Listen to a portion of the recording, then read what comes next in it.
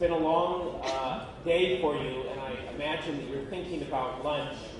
So I'm going to try to make my presentation entertaining, and you'll need a pen. This is an audience participation game. What makes a smart city? I invite each of you to write 2 or 3 words. And while you're doing that, I want to acknowledge my colleague, Amit Bhatt from World Resources Institute, India. Thank you for arranging for me to be here and speak. He's the true expert on cities.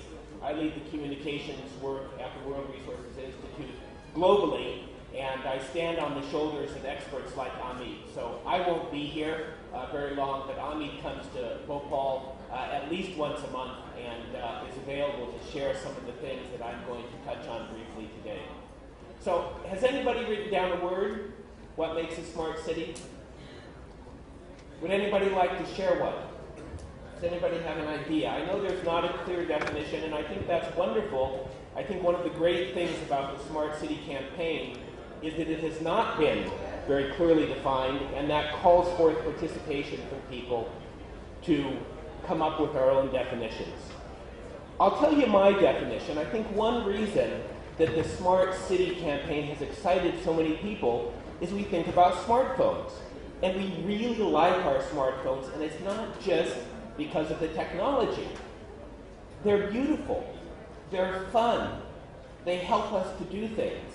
And I would suggest, drawing on the research done by my colleagues at the World Resources Institute, that they are also 3 things. They're compact, they're connected, and they're coordinated. They fit in our pockets, they connect us with the world, and all the different bits of them, all the apps, work together very nicely. What does that mean then in a city? I'm going to come back to that, drawing on international experience and citing a few examples of our work in India. But first, I want to set this talk in the global context. You can see here that we're at a very interesting time, right around 2010, 2015. For the first time in the history of mankind, more people lived in cities than in the countryside. That has never happened before. And that urbanization is going to continue so that around 2050 will be 70% urban and a minority will live in the rural districts. What does that mean for India? This is a complex chart, but it's an interesting one. I want to take a moment to explain it. On the vertical axis, you can see per capita GDP. So countries that are higher on this are richer. On the bottom axis, on the horizontal axis, you can see the percent of the urban population. And so you see a very clear global trend. And the other thing that's going on here, it's like a 3-dimensional graph, is that it shows points in time. And if we look, there's a sort of marigold color line for India. I think it says the baseline is 1950, and then it goes way vertical up to 2005. That's the latest data that we have. And India is right now about 30% urbanized. So India's urbanization is slower. It started later than the rest of the world, but India is achieving urbanization rates that other countries achieve at much higher rates of GDP. And we can anticipate that India is really on the urbanization path, and that over the next decade or two, the majority of Indians are going to live in cities. So the choices that are made in India about those cities are going to affect the lives of hundreds of millions of people for decades to come. And that's one of the reasons that I, as a person who works in an organization at the intersection of environment and human well-being, am so excited about the 100 Cities program in India.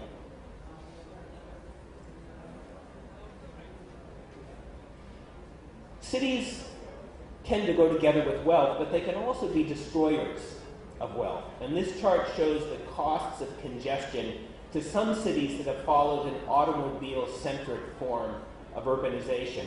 Beijing, where I lived in the 1980s when I was a reporter, at that time, famously, I'm sure some of you were there or saw the pictures, everybody was riding a bicycle. I went back a few years ago, the bicycles are almost all gone.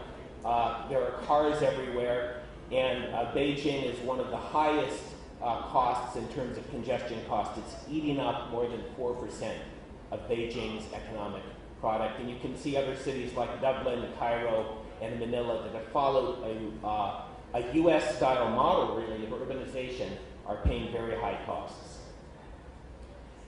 This lovely place is Mexico City. This is what you get when you follow an extensification, a land-intensive form of urbanization. Instead of being compact, connected, and coordinated, you get cities that are distant, diffuse, and disorganized. And by the way, very, very smoggy. Some of the costs of this land-intensive urbanization are lost time, lost opportunity, lost health from air pollution, and lost public space. But it doesn't have to be like that. This is a city in Brazil, Kiribati, and when I saw this, I actually thought it was an artist's rendering. This is somebody's dreamed up city, and I asked how many who's been to this city, and he said, no, actually, this really is a photograph. This is what this city looks like. And you can see running down the middle of that avenue, there are not actually very many cars. It's a wide avenue, but down the middle of it, you have a big BRT station, and you have BRT running up and down the middle of the avenue, taking people to these quite high-density buildings, but the high density has made possible the preservation of a lot of open space. Now, there are obviously many models, and this model would not work well for an ancient city like Bhopal, but it does show one form of compact, connected, and coordinated. So I'm not going to go through in the interest of time. You all can read these better than I can, but there are 6 advantages of compact, connected, and coordinated cities. They're more productive.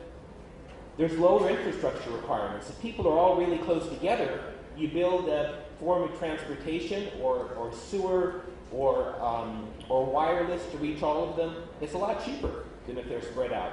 There are big cost savings in transport.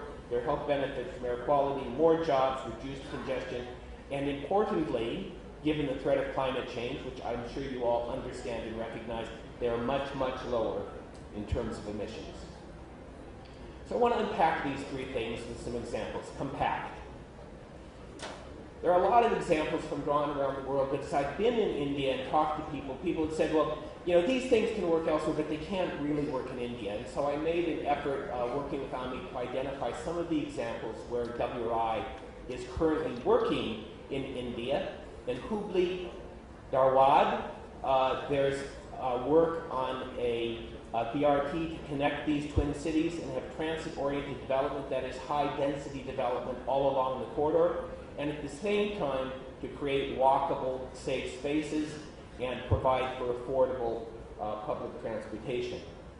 We're also working in the Marol district in Mumbai, and many of you know that this is the old textile district. As the textile factories closed and have been replaced with IT firms, a lot of people have come into the area. If they all come with cars, it's going to be a terrible place to live and work. But if we can have transit and walk and bicycle-based kinds of ways to get around, it can actually be quite an exciting place to live.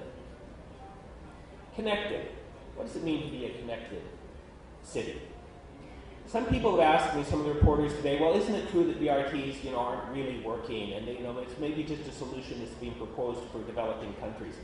This chart, I think, is quite exciting because it shows that BRTs are spreading around the world, and we're now at the point that shows the number of cities per year on the left. In recent years, we've had as many as 20 built around the world. The cumulative number is now up to 180. I know from my Indian colleagues that the recent experiment in Delhi was troubled, but around the world these systems are working. I live across the river from Washington, D.C. in Arlington, Virginia. We're having a very lively debate about putting a BRT in that community. They can be built quickly, at low cost, and they can move a lot of people very efficiently. Sometimes you have to give up lanes that would have been provided to cars. But the loss for those small number of people who would have been in the cars is more than compensated by the much more rapid, clean, and safe transport for the majority. One of the places that we're working is here in Bhopal. I'm not going to tell you anything about that. You know a lot more about it than I do, but I think it's an exciting place. We've also been working in Indore, and I learned from Ami that the corridor where we had built this BRT together with local officials, the number of people traveling has increased from 10,000 before the BRT to 50,000 a day. And among those 40,000 new travelers, 30% are women who previously were not getting out. They weren't comfortable traveling on the existing buses. They weren't comfortable traveling in the informal transport, and they therefore couldn't take advantage of economic opportunities. And now they can. Finally, coordinating. What does coordination mean? It means more participation, better governance, and greater efficiency. And here too we have some exciting examples from India. You know more about Rahagiri than I do, but I've learned from Amit that one of the things that's exciting about it is the many different players that came together to make that happen. Government, private businesses, the police, newspapers and media, NGOs and civil society. And once you have that coordination, then you have a forum where people can come together and a public forum where they can begin to solve other problems together. This is spread now, you may not know, to 9 cities across India, 12 locations, and it's exciting a lot of interest outside of India. Other countries are starting to look to India as a leader. And I think as the experiment with the 12 cities, with the 100 cities goes forward, we're going to see a lot of creativity in India. And I imagine that Bhopal, given its rich history as a thriving urban center, is not only going to be among the first 100 cities, but is really going to set national and international standards. So I would encourage you all to really aim high. If you think that it's valid, you might disagree, discuss among yourselves, but that the 3 C's can be a useful guidance. There's a lot of different things that a city could do, and it might be a useful test. Is this going to help us to be compact, connected, and coordinated? And if you want to go down that path, then a small advertisement here for my colleagues. WRI India is part of a global network. We bring together knowledge about cities from around the world.